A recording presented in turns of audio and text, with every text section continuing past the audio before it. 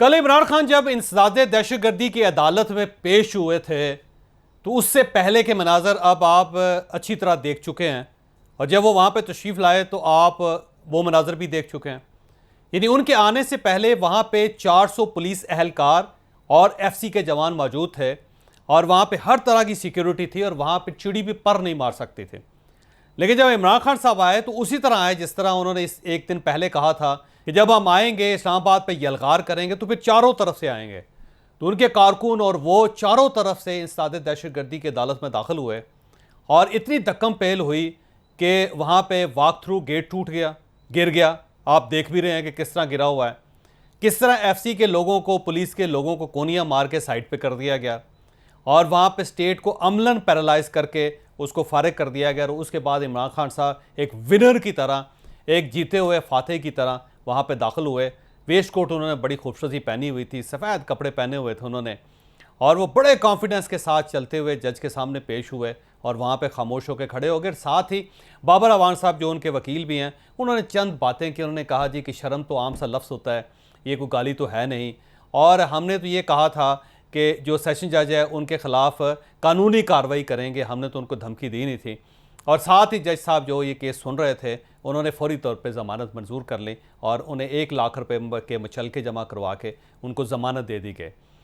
अब मैं कई चीज़ें हैं इसके अंदर। पहली बात तो ये है कि अगर पाकिस्तान के अंदर किसी शख्स के ऊपर दहशतगर्दी की दफ़ात लग जाए तो मुझे ये बताइए कि क्या उसे ये इजाज़त है कि वो इस तरह अदालत के अंदर दाखिल हो, वॉक थ्रू गेट भी तोड़ दे, सिक्योरिटी के लोगों को भी निकाल दे, और हर तरफ जो है वो कब्ज़ा कर ले अदालत के अंदर, और इस तरह वो सीना चौड़ा करके अदालत के अंदर आ सके? क्या पाकिस्तान में हर शख्स को इतनी इजाज़त है?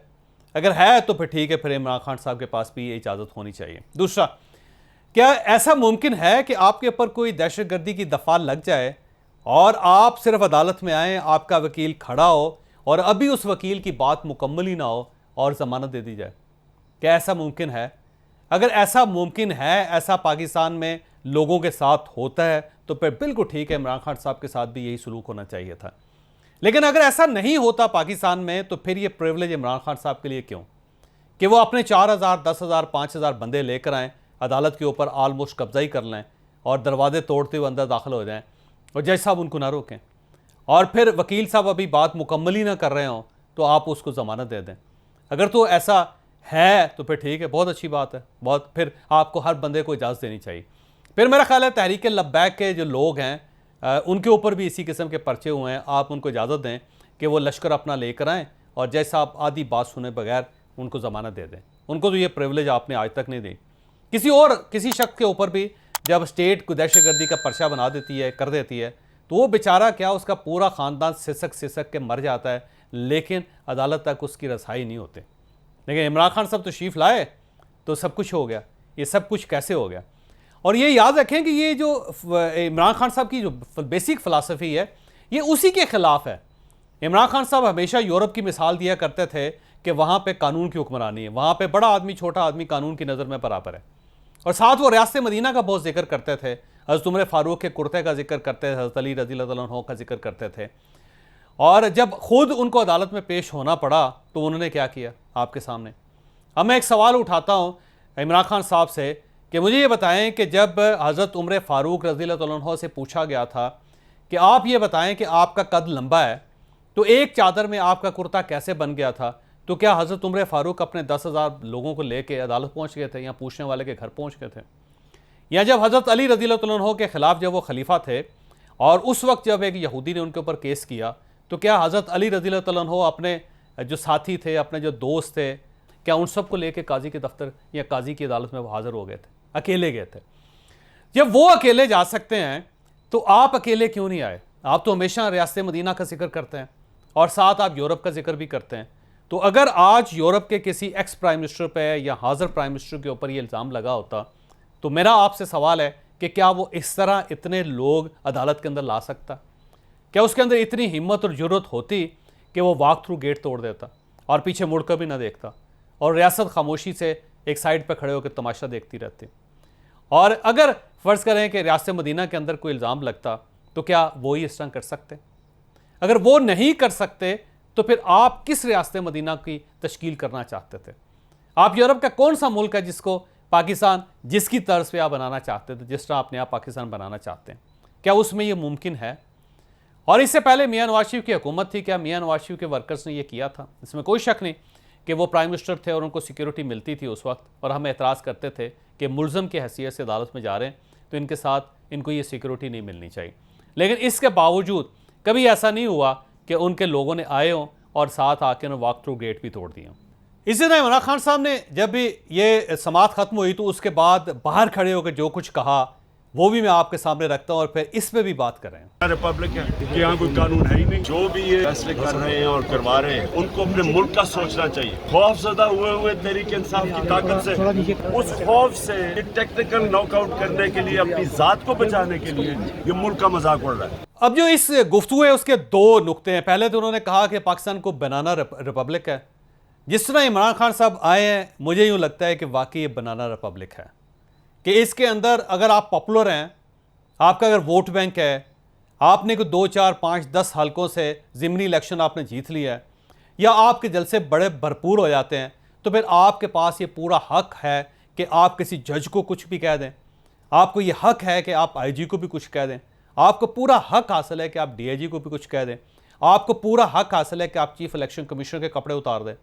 और आपको पूरा हक है कि आप इंसदादे दहशतगर्दी की अदालत में इस तरह जाएं अपने लश्कर के साथ और कोई शख्स आपकी तरफ उंगली ना उठा सके। अगर ऐसा है तो फिर ये बनाना रिपब्लिक है इमरान खान साहब।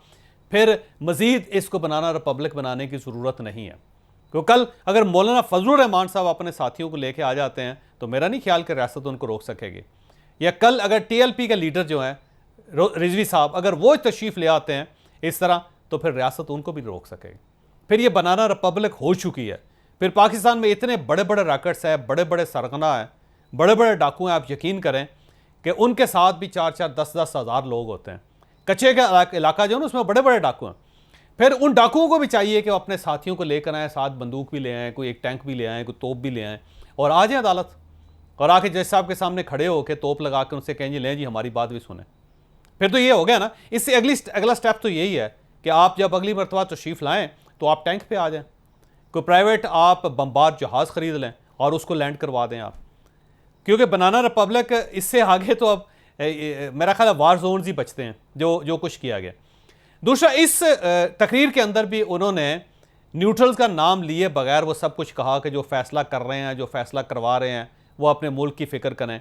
यानी मुल्क की फ़िक्र करने का मतलब ये है कि इमरान खान साहब के साथ रियायत की जाए। वो अगर किसी जज के ख़िलाफ़ बात कर देते हैं तो उनके खिलाफ़ कोई केस नहीं होना चाहिए। अगर वो पुलिस को लताड़ देते हैं तो उसको बर्दाश्त करना चाहिए।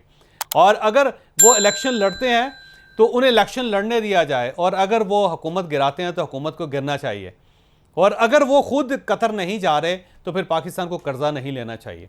और कल मैं फवाद चौधरी साहब की गुफ्तगू सुन रहा था, उसमें ना बड़ा दिलचस्प नुक्ता उठाया, एक ऐसा हैरान को नुक्ता उठाया कि मेरा नहीं ख्याल कि किसी मुल्क के अंदर ऐसा वाक़या हो सकता है कि इस किस्म की बात भी की जा सकती है।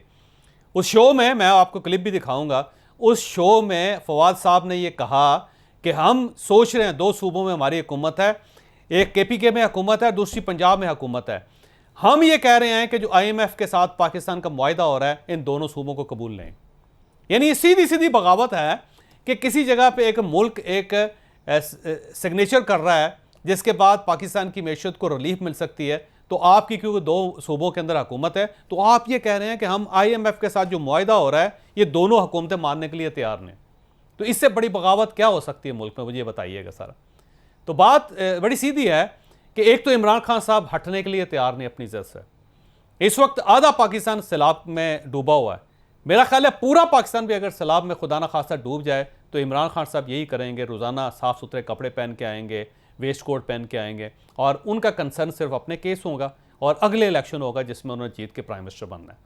बाकी उनका कोई कंसर्न नहीं है। और साथ ही अगर फ़र्ज़ करें कि पाकिस्तान को कहीं रिलीफ मिल सकता है, कोई कतर हमें कोई गैस दे सकता है, या वो इन्वेस्टमेंट करता है, या सऊदी अरेबिया इन्वेस्टमेंट करता है, या चाइना इन्वेस्टमेंट करता है, या फिर आईएमएफ पाकिस्तान के जो फंदा गले का वो थोड़ा सा लूज़ कर देता है, तो ये कहेंगे कि नहीं पंजाब नहीं मानता, खैबर पख्तूनख्वा नहीं मानता, और हम भी नहीं मानते, और ख़बरदार जो आपने पाकिस्तान को रिलीफ दिया तो इसका क्या मतलब लिया जाए। एक सवाल है आपसे, जब वो अदालत से निकल रहे थे तो वहाँ एक जर्नलिस्ट ने, एक रिपोर्टर ने उनसे एक सवाल पूछा था, और उसके जवाब में इमरान खान साहब ने क्या कहा था, आप सवाल भी देखें और उसके जवाब भी मुलाहिजा करें। मुकम्मल खामोश है, कोई हुक्म आया खान साहब? बड़ा खतरनाक खान साहब इतने खतरनाक, ये धमकी दे रहे हैं। तो इमरान खान साहब ने बड़ा क्लियर मैसेज दिया कि मैं बड़ा ख़तरनाक हूँ। मैं उनकी इस बात से इत्तफाक करता हूँ। इमरान खान वाकई बहुत ख़तरनाक है और इनकी ख़तरनाकी इतनी ख़तरनाक है कि ये अपने साथ साथ पूरे मुल्क को तबाह कर देंगे।